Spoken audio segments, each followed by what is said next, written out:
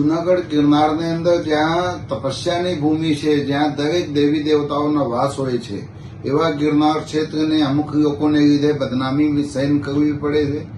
ગિરનારની અંદર જ્યારે કંઈક એવા સમાચાર મળે કે કોઈ દારૂ પીતા પકડાય છે અને કોઈ વાળા તત્વો દ્વારા કંઈક ને કંઈક દુષ્કર્મ થાય છે, ત્યારે બહુ દુઃખ પહોંચે છે.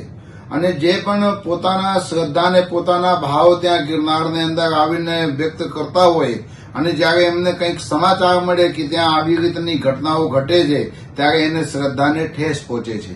એટલે આજે જ્યારે મને જોવા મળ્યું કે કોઈ શખ્સ દારૂ પીતા ત્યાં વિડીયોની અંદર દેખાય છે, ત્યારે મને પણ બહુ દુઃખ થયું છે કે જે અમે સનાતન ધર્મને પ્રચાર ને પ્રસાર કરવા માટે કેટલું મહેનત કરવું પડે છે, કેટલું આમ સારી રીતના સનાતન ધર્મ આગળ વધે પ્રયાસ કરવો પડે છે.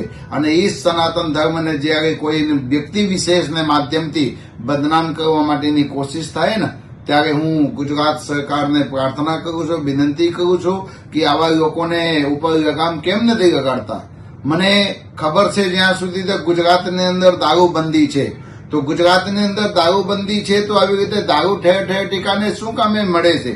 અને દારૂ વેચાતી હોય ત્યારે કોઈ લઈને પીતા હોય ને, તો જ્યારે આવા મંદિરોની અંદર અને સાધુના કપડાં પહેરીને જ્યારે કોઈ આવા કૃત્ય કરે ને, ત્યારે હું સખ્ત શબ્દોમાં એને બખોડી કાઢું છું અને ગુજરાત સરકારને પ્રાર્થના કરું છું કે જે પણ કોઈ આવા તત્વો દ્વારા કંઈક સાજિશ રચાતી હોય ત્યારે એને ઉપર તમે લગામ આપો અને આવા લોકોને તમે પકડીને સખ્તમાં સખ્ત સજા આપો.